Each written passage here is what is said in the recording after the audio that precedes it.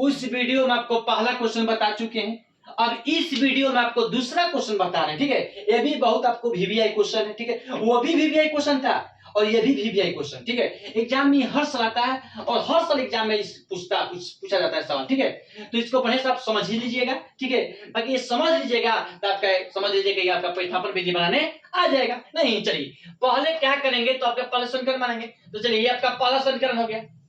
अब ये आपको दूसरा समीकरण आपको निकालेंगे। चलिए दूसरा समीकरण लिखते हैं।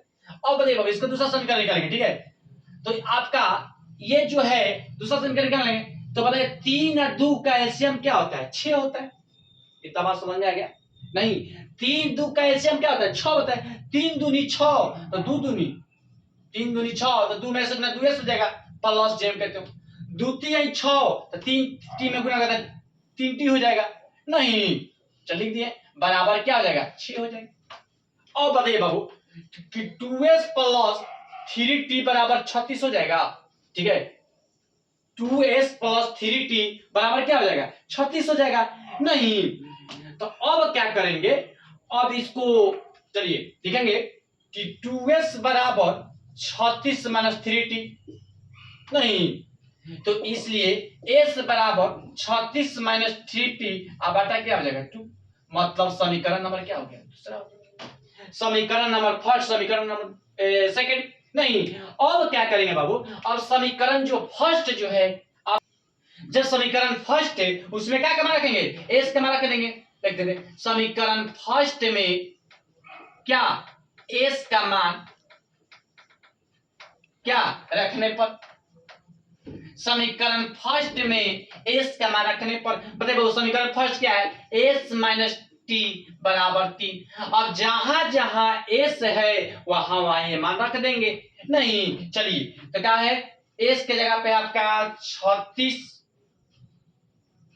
36 माइनस 3t नहीं बटा 2 माइनस टी बराबर क्या हो जाएगा? 3।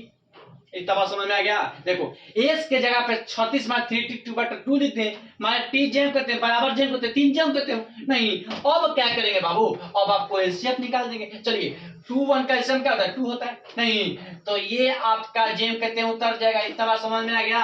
बोलो, अब देखिए माइनस जेम कहते हो, अब 1 में टी से गुना तो 1 में 2 से गुना तो 1, 2 में टी से गुना तो 2t हो जाएगा, बराबर क्या हो जाएगा? नहीं, अब बताइए अब क्या हो जाएगा? 36 माइनस 5t बराबर क्या हो जाएगा? 6 हो जाएगा। नहीं,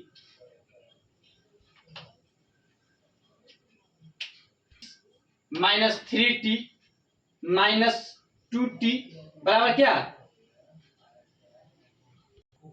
चलिए अब क्या करेंगे बाबू, अब देखो माइनस 5t बराबर 6 माइनस 36 हो सकता है। बोलो 6, ये प्लस में जाएगा माइनस में, तो माइनस 5t बराबर बराबर क्या हो जाएगा? माइनस 30 हो जाएगा। नहीं, इसलिए t बराबर हो जाएगा माइनस 30 बटा माइनस 5, माइनस माइनस कट गया, 5 का 30, मतलब कि t के मान क्या हो गया? 6 आ गया। t के मान क्या आ गया? 6 हो गया। अब क्या करेंगे बाबू, अब आपका जो समीकरण 2 आया है उसमें आपको t के मान क्या करेंगे? रख देंगे। नहीं, चल रख देते हैं। अब क्या करेंगे बाबू, अब आपको समीकरण जो 2 है, समीकरण 2 जो है उसमें किसका मान रखेंगे? t के मान रखेंगे,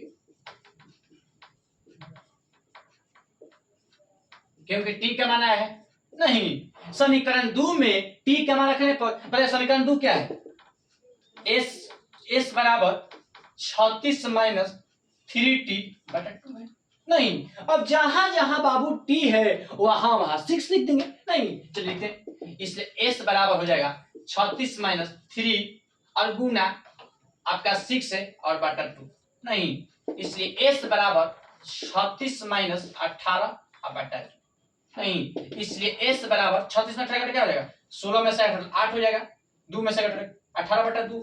नहीं, बराबर क्या हो जाएगा? 9। मतलब कि s बराबर क्या आ गया? 9। नहीं, तो एगो बाबू s बराबर 9 हो गया, एगो t बराबर क्या आया होगा? एगो t बराबर आपका आया होगा एगो एस बराबर 9 और एगो टी बराबर 6। ठीक है, यही बुक में बाबू आपका आंसर आया होगा। एस बराबर 9 और टी बराबर 6, एस बराबर 9 और टी बराबर 6। ठीक है,